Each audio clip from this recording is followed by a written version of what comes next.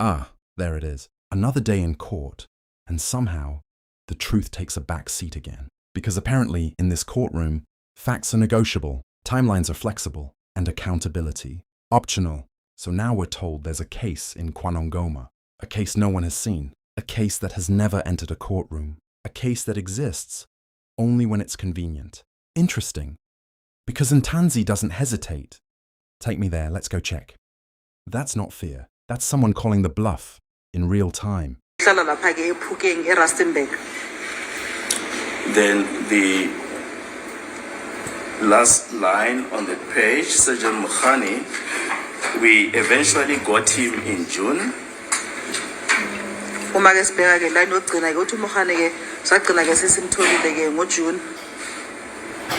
Then his evidence continues on page 15.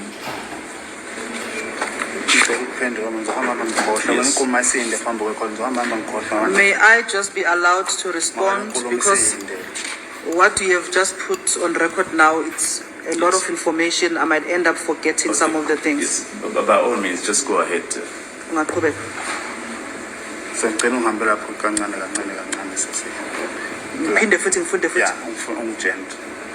Okay, the accused is asking, my lord, if I can interpret again this document. Yes.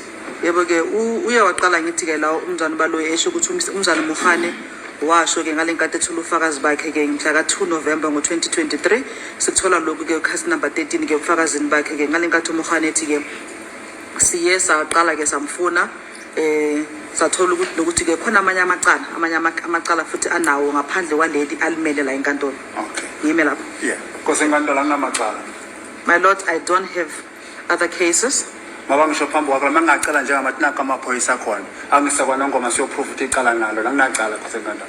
My lord, we do have police officials that are present in court today. If I can be taken to Nongoma to go and investigate or check if I have any matters. I don't have any outstanding matters. Siphinde because enkantolo abangifunanga yimi ngibadirectile ukuthi ngihlala. And secondly, my lord, they never looked for me. I am the one who gave them the direction of where I resided. Yebo, ngicela uqhubeke. Aphinde ke uMukhane ethi ke sahamba ke sasesiyofuna ke lawo macala lawa sawathola. uMukhane makakhuluma la enkantolo ngofakazi bakhe. Because enkantolo ngiphinda akulona iqiniso lawo ekamacala eze lapha ecourt. My lord, I'll just like to repeat myself again. I don't have any outstanding matters. Kwanongoma kunama CID akhona, kune station commander sakhona. At Kwanongoma, we do have CIDs, we do have a station commander there. Akezanga lapha ecourt, bazoqinisekisa ukuthi uyangifuna. Those were never called before the court to come and inform or testify before the court that they were looking for me. Yeah, man. Siphinde siqhubeke futhi ke uthi ke umzana uMukhane ngalenkathi ethula ufakazi bakhe la enkantolo siyasahamba ke sahlala phansi ke saba naye ingxoxo nayo Brigadier Giminda futhi sasihlangana futhi nayo Sergeant Mukhona. Ngiqhubeka. Yeah, ngiqhubeka. Athi ke uMukhane futhi ke ngoDecember ke sasesihlaba umkhosi ke samfuna yonke indawo. Okay. Njengamanje lapha phambi kwase enkantolo akachaza ukuthi imuphi uDecember lo bengifuna ngawo. Usimishi ngayithatha ngani njengenzwabethu njengani ngakuthi ukhohlisa ikatolo ngale ayikhulumayo. My lord, from what he testified before the court, he does not even specify exactly which December is he talking about, which year is he talking about. I will take this as just a hearsay evidence that he was just trying to mislead the court. Because there is no way that you will not find me in the homelands in December and that you will not find me in the traditional dance. Ethi ke uMukhane futhi ke lokufunda umntwana baloyi siyasamfuna sasesithola ukuthi ke uhlala lapha ePhukeng eRustenburg. Because enkantolo ngiphinde futhi angihlala ePhukeng because enkantolo ngihlala eFreedom Park. Just to repeat myself again, my lord, I don't stay at Phukeng. I stay in Freedom Park. Phukeng nganye indawo nami ngihlala kwenye indawo, izindawo ezihlukene. Phukeng is a different area from where I stay. Yeah. Uthi ke uMukhane ke sagcina ke simthola ke ngoJune. Angathi futhi phambi kwecourt wangithola, akathi mina ngaba direct umkhulu esikhathi engifanele ukuthi ngihlala kuphi. He must not say that he found me, my lord. He must just tell the court that I am the one who directed him or them of where I resided. Yeah. Yes. Ngiyabonga. Thank you, my lord. Mr. Tanzi, you are saying that Sergeant Mukhane does not specify as to which December of which year they were looking for you. But if you look at line 20, Sergeant Mukhane says late 2019 and early. We asked him which year. Then at line 20 said late 2019 and early 2020. Uthi ke umbuso ke umzana Ntanzi ke uye wabeka nawo la inkantolo ke ukuthi ke umzana Mukhane akabeki la inkantolo ukuthi kahle kahle ke unyaka uDecember umkhunyaka lo wakhuluma ngaye. Uthi ke umbuso ke uma ungabheka ke manje masesiqhubekela phambili ke siye sambuza ukuthi muphi unyaka wasephendula ethi ke ekupheleni kwa2019 noma ke ekuqaleni nje kwa2020. Ingakho nje ngiphendula ukukhuluma phambi kwakho sekatolo ngithi lento ukuthi uzokhohlisa ikatolo la uthi namacala kwanongoma ngenamacala kunamacala kwanongoma. My lord, that is why I'm also repeating myself that this thing that he's doing to come to the court and lie before the court to say that I have other cases. I don't have other cases, my lord. Ngoba mangikhumbula kahle 2019 angisayikhumbula ingoma noma ibiseqhikazi kwanongoma noma ibisemzini wenkosi enyokeni. Angisakhumbuli lo ukuthi noma lo ma data ayi2. And I also cannot recall exactly where the traditional dance was that year, whether at Qhekazi or at the royal home in Yogeni. Manje lapha engikita khona ingoma lekhi iphoyisa ngekho. And where I normally participate in the traditional dance, alikhi iphoyisa lingekho. Hayi alikhi iphoyisa ngekho ngisho inkosi phela iyafika ibuka ingoma besiphinde yahamba namabhodi egadana. The police will be there, even the royal highness himself will come in with his bodyguard to come and look and participate. Manje mina ngiyamangala kule khona ngizotshela ukuthi nginecala kwanongoma akufika station commander nalo muntu obala uthi ngabula la umuntu kwanongoma akazangene eboxini. I'm just surprised, my lord, when they say I have other cases at Nongoma, yet nobody has been called, no station commander has been called to that effect. Yes. Na kwanongoma kuno brigadi awuthi brigadi balapha eHouten uphela kwanongoma khona brigadi bakhona. And even at Kwanongoma, my lord, we do have brigadiers. It's not that only Gauteng has the privilege of having brigadiers. Mr. Ntanzi, you digressed.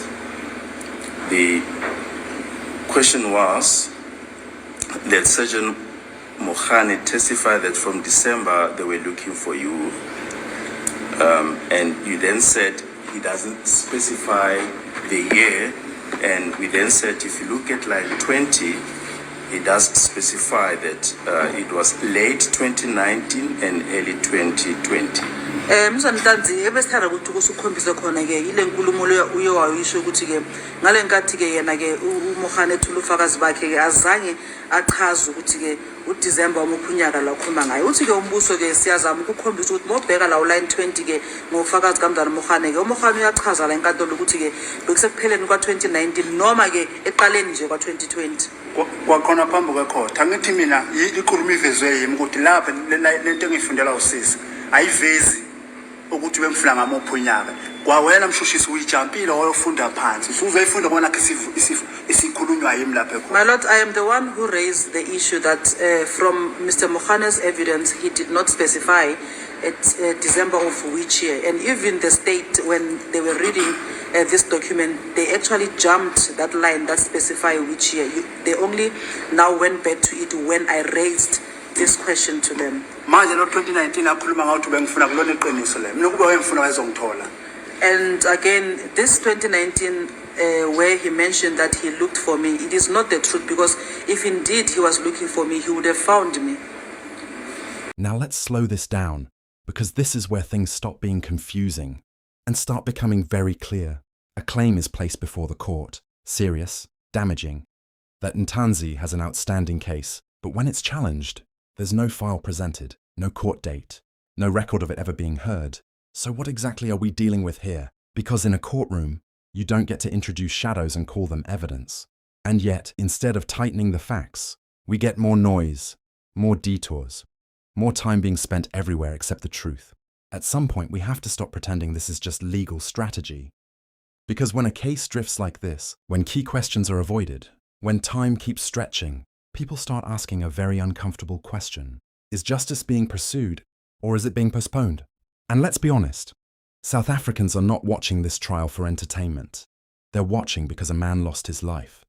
This is about Senzo Meyiwa. This is about a family waiting, year after year, for clarity, for truth, for closure. So when time is spent introducing claims that can't be immediately backed, when the focus shifts away from resolving contradictions, that's not just a courtroom issue, that becomes a public trust issue.